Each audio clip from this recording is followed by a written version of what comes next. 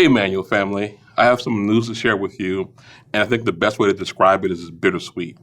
A few months ago, Erik came to me and talked about how he was being called for some different ministry. And that ministry was to lead a church in Byron, Illinois.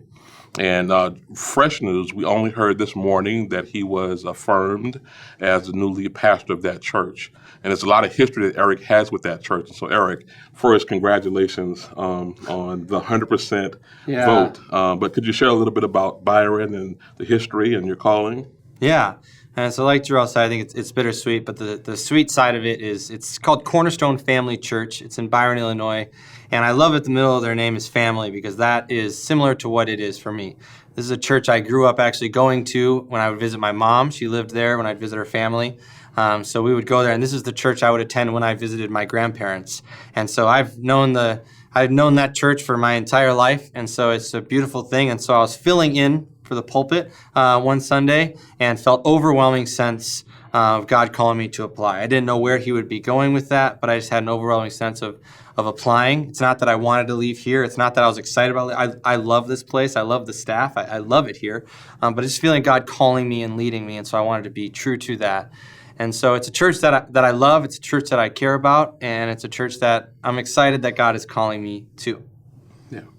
Well, the bitter side is obviously you won't be doing both jobs, and you'll be moving to Byron. How far away is it? It's about 2 hours west of here, straight west. Gotcha. So, of course, Erik will be leaving Emmanuel as the high school director, and we're sad. Zach Smalley was just in here a few minutes ago and was, doing his fake tears, but they are real tears because you, as you say, born here, went through youth ministry here, and for the last 10 years you've been either IC youth, middle school, or high school, and sometimes both. Yeah. And I can't begin to talk about the impact you've made on our youth. And so you'll be missed, sorely missed. Well, thank you. And I love this place, like I said, and I love this church. I love the IC Youth Ministry. They are in very, very good hands. I love Nate and everything he's doing, and Jody and Becca, and the volunteer staff are just killer, amazing staff. And so I'm excited to see where youth ministry in Emmanuel is going to be going in the next little while as I still remain close and care and stay in contact. Yeah, and so with the names that you mentioned, if you have questions, Jody is our IC Youth Director, so she's responsible for both high school and middle school. And then we had Erik as the high school director and Nate as the middle school director. And we recently brought on Becca Grasty as our IC Youth Assistant to provide support for the IC Youth Ministries. And so we're still in good hands. And we have a lot of great teachers lined up for us as we go through the rest of the semester and look at our next steps and what have you. So we're in good hands because we have a really great team, and God has just continued to bless us. So, question. You just found out like an hour ago that you were affirmed. How long do we have you for? Yeah. So kind of crazy turnaround, but I'll be here through February, and I start in March. And what's amazing about this church that I'm going to is they actually wanted to start the process earlier, and I told them how much I wanted to be at our high school Winter Extreme, our trip for our high school students, and they were like, "Of course, that's amazing." So it just kind of shows that they're all about the Big C church and all of that kind of stuff. So I'll be here through February. My last Sunday is February 27th. All right. So we have a full month with Erik before he departs for Byron. But I think the most important thing to remember is this is still home.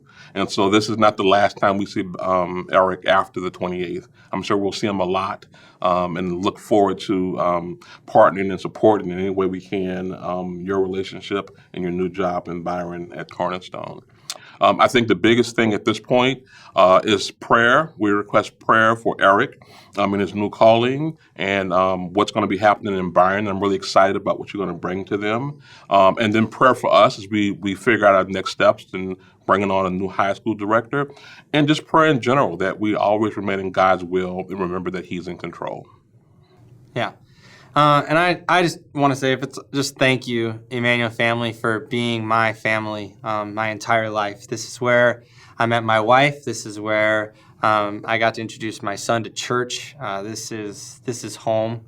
And so thank you for being my family, Emmanuel family. I love you. I care about you. And I'm excited to see the way God's doing and all the things that are going to come in the future. I'm excited to watch through social media and YouTube and stuff. Yeah. All right. Well, thank you for listening to us, and feel free to reach out if you have any questions or any support or prayer you want to provide.